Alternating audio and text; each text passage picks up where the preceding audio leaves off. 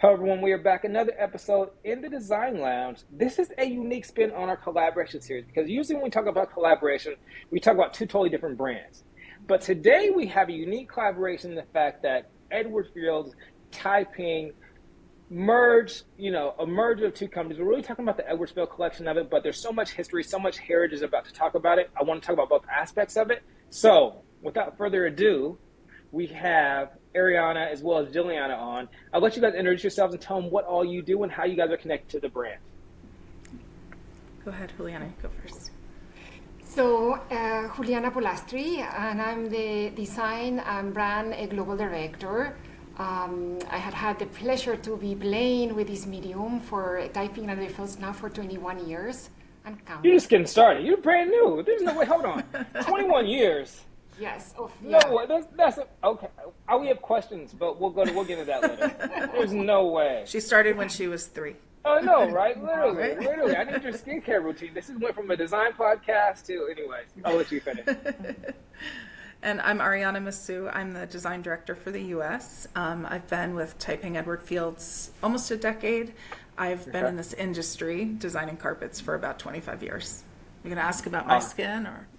Yeah, no. I mean, honestly, I don't think you've been doing it for 25 years either. So, and I thought my regimen was good, but both of you guys, it must be something. I don't know. Maybe it's something in the water. Maybe something with Edward Fields. Someone you guys know something it's Edward Fields Glow. Yeah. Edward Fields Glow. So let's get right into it because I know you guys just had a premiere from a documentary, about a week ago. I believe it's May 20th, today's the 28th. It will come out next week as far as this episode. But can we discuss the backstory of the documentary?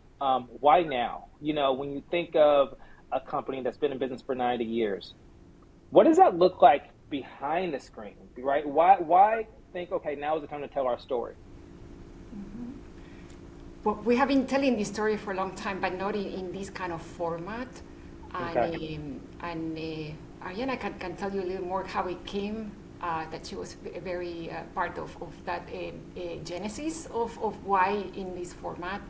But, so there are many stories in a story, and it always felt very short, 30 minutes. There's so many more because that's part of the richness of this incredible brand that is part of the American design history and the relevance they still have today and the stories they're telling, in the present.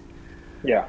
But I'm going to tell them, a little bit more why now and how it generated. How it evolved, yes. Well, we did not set out to make a documentary film about Edward Fields. What we were attempting to do, and the documentary was kind of a happy side effect of our intentions, was to just introduce the brand to more people because, we have a lot of brand awareness within our industry, especially in New York. And if you know Edward Fields, you know a lot about Edward Fields. But there's a whole lot of people who just don't know the brand. So, and we know that it's a really interesting story with layers and layers, and that as soon as people can connect to it in a way, they'll fall in love with it, just as we have. But we went to a show called High Point, which you may be I'm sure you're familiar with. Yeah. And we went with a distribution program and trying to introduce Edward Fields to a new audience. And to our booth walked Steve Mandel of Aspire magazine, and he looked at a photo that we had, a very old black and white photo from the 30s of several men holding up a gigantic carpet in Queens.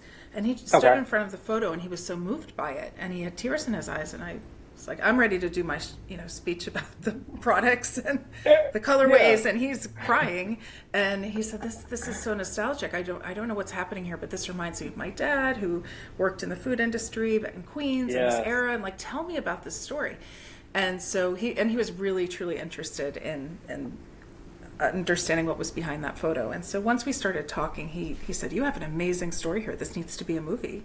This is one way to reach more people." And so I think it took maybe 3 years in total from when we met to actually come to a finished film. But it was it was a happy accident that he happened to see us, fell in love with the brand, and had the he had already been thinking about making a documentary, so the timing worked out. He had a great director he connected us to, and and I had the pleasure seeing it in Paris. Like I said, amazing again. And I think what's so important is people that are watch this. Whether they're designers that have been in business for years, new designers, whatever.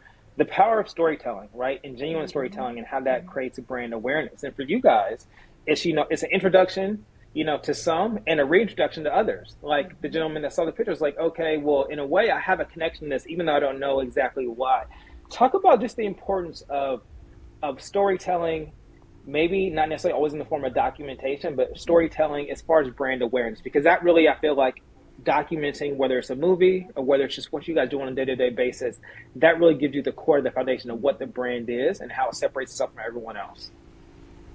Well, that's the core of what we do. I mean, when we create, that's our standing ground. We come, to tell a story, to put meaning to a medium, to a textile medium. Yes. Sometimes we do it in-house, and sometimes we do it with collaborators. And on a daily basis, we do it with interior designers, for bespoke projects. Many of the stories they have start from the archives, or that highly edited, to bring a contemporary story, or a contemporary point of view to today. And the ones, that we started today, that they talk about what is happening in our environment. They're still really based on meaning, on that story, and that's give us the information to find form and shape, and the selection of why we put each fiber in each portion of the design, each palette, and even a name. And Edward Fields is known for a lot of wittiness, even in naming, and in storytelling. Yeah. Yeah, that's so well said. And we see ourselves as a lot more than a luxury goods company. I mean, we as Juliana said, we have incredible archives. It's like having access to a museum of designs to work from that were ahead of their time when they were created. So they still look fresh and new to us. So there's an endless treasure trove of those. And we're also a manufacturer. I mean, Edward Fields was purchased by Taiping, but was utilizing the same technology, the same hand tufted carpet processes at the same time. So it made so much sense for them to be together and to continue the tradition of being a vertical company. Edward Fields was originally in the 30s in New York and eventually moved the production overseas. But now we are our own factory. So it's that's another thing that makes us really unique, and I think will pique people's interest. No, totally. Now, something like that. No, is the documentary available now, or what? Is it coming to the website soon? People will be able to see it shortly, or how does someone see it? I'm jumping ahead of myself. I'm just curious. You can't wait to see it again. Yeah, exactly. I'm seeing it, so I'm like, when can everyone else see it? Is it going to be released? Like, how is that going to work? We're doing slow releases around the country. So the first one was New York. Yes, but we will be releasing links to, it will be living at some point in our website. But first we wanted to do this big reveal and experience it in a theater space, which is part of a unique opportunity. But we have tons of teasers and behind the scenes and cut on social media. So that's another way to catch up on many of those stories that they couldn't make it to that 30 minutes. Yeah, and that good B-roll footage for sure. Totally, so much B-roll footage. Talking about that, you guys again, Edward Fields, 1935. I think even Taiping in 1956, but we're talking about Edward Fields right now. How do storied brands, how do heritage brands with so much history, how do they stay relevant in 2025? Right? How do you maintain that reinvention and keep your hand on the pulse so that you guys are still creating things in an innovative way and storytelling in an innovative way? How do you guys do that? You nail it. I mean, we question ourselves that daily, and when we search for Edward Fields, it's easy to fall in the past because of the richness of the archives to keep looking at that. But we said if Mr. Fields or if Edward Fields was creating today, they will not be looking. What would he be doing? What would he be doing? They were the most iconic projects of this country can name. I mean, Frank Lloyd Wright, Philip Johnson, Roman Loewy, I mean, the name goes on and on and on. And you know, they were part, I don't know, the Miller House by Sarin, where, you know, the first sinking dining living room happened. So, you know, we're always looking like, what is the today? What is happening? Who are the players of today's that they are morphing today's present and future? And you know, we do it through collaborations, as we mentioned. We typically collaborate with American creators that they're utilizing a different medium than us. They're not textile designers, or they're not carpenters. Okay. Or, So you reach outside the industry. yeah, because they challenge us further, and we found that there's a, you know, a further richness on what we can produce, not to repeat ourselves. And that's how we're repeating ourselves, because if that's what we're introduced next, it's a repetition, is not valid. You know, that's Such a great point. That's such a great point, because I think when they think about collaboration, they think about awareness, right? How can I do an attention grab? And they think of someone, you know, that's a similar industry or similar whatever, but let's just do something together. But what you're saying is the fact that you guys look outside of textiles. You're like, okay, I want something that's completely different and unique for me. And then let's create this collaboration that might be, you know, 5 years ahead, as opposed to just doing something similar to everybody else. Is that what I'm kind of hearing you guys say? Exactly. And sometimes they're not understood at the moment. And the path you're giving, you know, they need a few years. And that's when they have to prove the test of time, right? That they're still relevant, you know, because they were conceived, you know, with integrity and going deep on, well, what is that story? Was that a narrative that we're going to create together?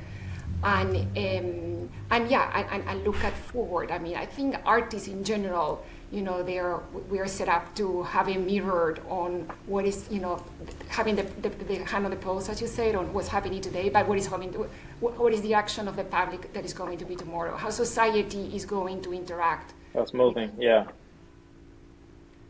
Ariana, do you want to add on to that? I think you said it perfectly. Nothing to add to. Yep, mic drop. We'll leave it there. Exactly. Talk about that. You talked about 3 years, right? It took 3 years from the idea that you weren't even considering doing this documentary until it launches. Again, a lot of entities that may be watching this, they might not be wanting to do a 3-year, you know, campaign or a 3-year documentary, but what I do want to talk about is like that timeline. Was this timeline in coincide with another launch, or how did you guys plan it? And then the rollout process, because I know from my background, a lot of times I tell people, like, you know, you have to market the marketing. It's not just the one thing. It's not just the one video. It is like the rollout. It is how do you capture it? We talked about this earlier. It's the B-roll from all the other things and instances you do within it that kind of that work together with it. How do you guys look at that timeline as far as rolling out, and just within even other campaigns? How does that work on something as large as this? You know, everyone can do premieres in different cities, but so how does that work on something as large a scale as this? Well, it's very much like our process of creating a carpet collection. It kind of evolved naturally, organically through the process. Like I said, we weren't intending to make a documentary, but just stumbled upon it. It stumbled upon us, and we were lucky enough to have that opportunity. But we were unprepared. We did not have archives that have been preserved well and cataloged. We don't have like a robust digital way to reference design names, for example. We have a lot of employees that are luckily still with us, but are getting up in age and live all over the country. And you know, there were all sorts of, I would say every day was a great learning experience about how much we don't know about this medium of making a film and what's involved in that. And then starting to figure out the logistics. How are we going to film the projects? How, you know, our initial timeline was much shorter, but then as we realized how much time it was actually going to take, we thought, well, this would be perfect for the 90th anniversary of the brand, to commemorate it. Yeah. And then, you know, organically from that developed a collection that Juliana and I created which is also called The Fifth Wall, like the documentary we'll be launching at the end of this year. So it all just naturally evolved, and like I said, huge learning experience for how long everything takes, the amount of research, you know, securing rights. Even Stuart and his team found incredible footage that we've never seen before. We've never before Okay. this seen a video and heard Edward Field's voice. So Okay. he found incredible footage that the film begins and ends with, and it's great footage from the White House, talking about our rugs. I mean, we were blown away, but that was a long process to get and there. A discovery. And a discovery, yeah. I still remember, where were you when we saw that clip? Ariana sent me the clip that Stuart had found on Mr. Fields. I still remember where I was sitting when I saw it. It was such a revelation. I mean, we have we have such a reverence for this person who has been for us iconic and has set up the spirit of the brand that is still alive on collaboration, and for us to be more tangible through a voice, and so that was one of the I think biggest highlights to take from this exercise. Absolutely. And as we've gotten to know Edward Fields more through this process, we learned that he was not satisfied with the status quo. I personally didn't know that before he created this incredible technology and the magic needle that made tufted carpets, that he was actually selling other people's carpets that were more wall-to-wall machine-made carpets, and he was not impressed with that. I mean, I think it probably would have been easier for him to just say, well, I'll just continue doing this. But it wasn't enough. He had to take it a step further and evolve the technology and have people think of carpets in a completely different way. And so that's a spirit that we're, like Juliana said, is the spirit of the brand. It's a spirit that we carry with us as we're choosing collaborators and creating new things. We said, would this be, would Edward Fields be proud of this? Would this feel new to him? Yeah. Yeah. I mean, the innovation, even the naming, like even the idea for me calling it the fifth wall, like I was like, again, I watched this, documentary just this year earlier. And I was like, oh my goodness, that's amazing. Like that is so genius and so simple, but it's like, oh my God, that is so amazing and so genius as far as the marketing aspect. You hit it on how much you've learned. Can you share some of the things you've learned through this process besides just the timeline of it? Because again, people that are watching, so I want them to take as much away from this as possible. They aren't going to be creating a documentary. Everyone can't create a documentary. But what are some of the things you learned that you guys will apply going forward in future maybe campaigns or marketing efforts?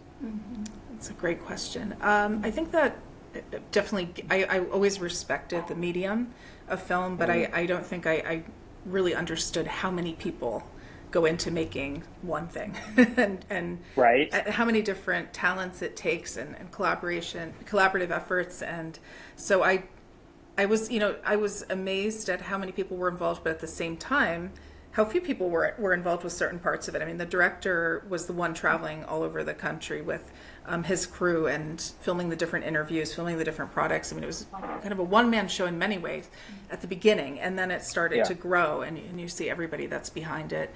The amount of research that went into, it didn't even occur to us that there would be footage. We thought we've seen everything. We have everything related to the history. It was a reintroduction to you guys too in a way. Oh, we learned so much.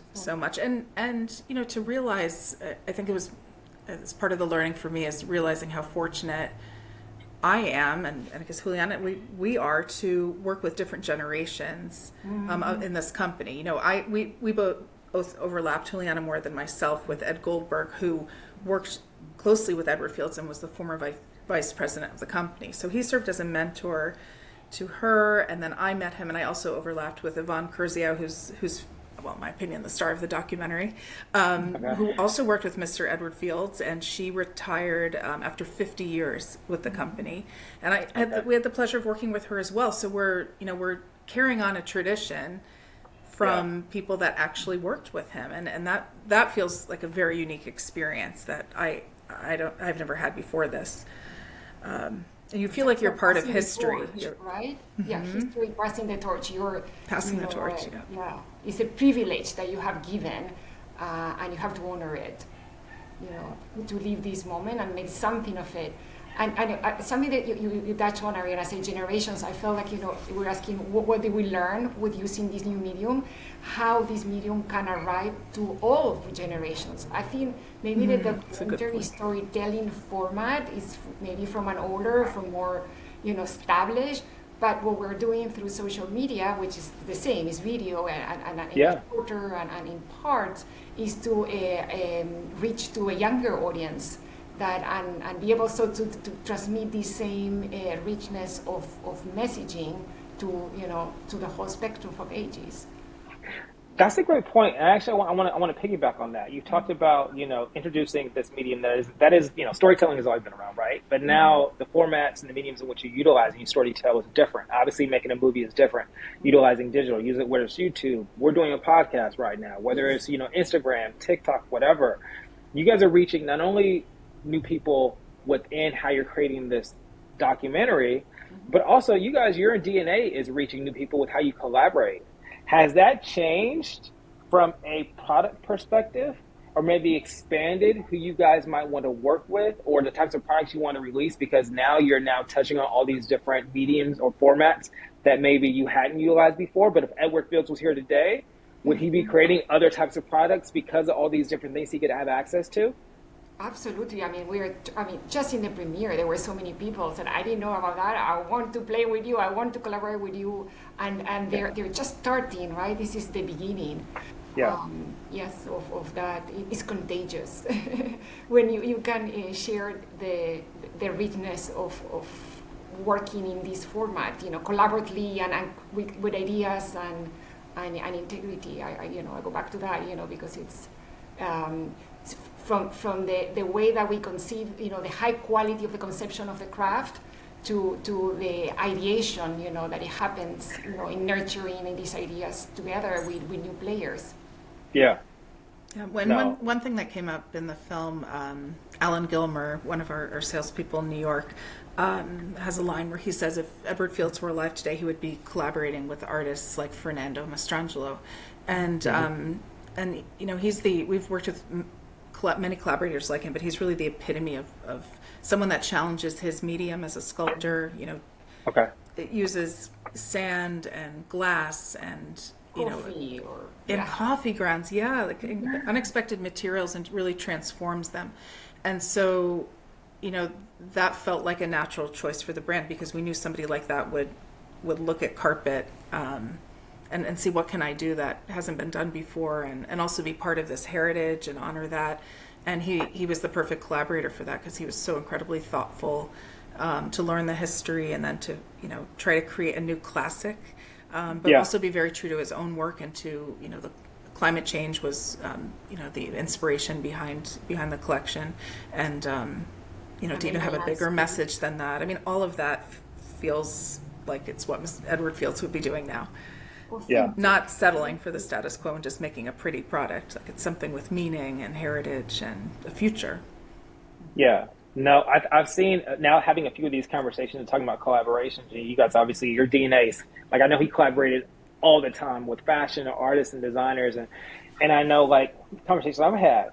I've talked to a couple storied brands, and it's always fun and interesting for them to work with a new up and coming designer, and it's like the best of both worlds, because you would think, the heritage brand is getting so much from the new perspective. But yet, obviously, these new designers that wouldn't think they would have the opportunity to work with a company like, Edward Fields or some other, they get that heritage and that vision that you can only get from working in the business or being around for 80 plus 90 years. It's almost like I was talking yesterday about something separate. It's like, as a new business owner, which is same and true in life, like, you don't even know what to ask, right? Like, you don't even know what you don't know yet. And so it's like these new businesses, these new creatives get to be like, okay, what does it look like from a 90-year-old business perspective? How do I want to be around for another 80, 90 years? You guys have done so many collaborations, done so many projects, from, creating things for the White House to for everyone. I want to know, is there a dream collaboration or a dream project that Edward Fields wants to have or see come to fruition? Well, that's a really good question. Yes. What do you think, Juliana? To come, the unknown, the one that has not been conceived yet. Because okay. As we were telling you before, because we look only in the past, to learn the rules, but to break them now. So yes, okay. What is the next challenge that it will give us? These parameters that we can, allow us to break the rules and not feel repetitive. I mean, that to feel fresh and new and something different. So we're always having our nose on the field, on the creative community to see, and I used to like the young, they're bringing a completely different, perspective.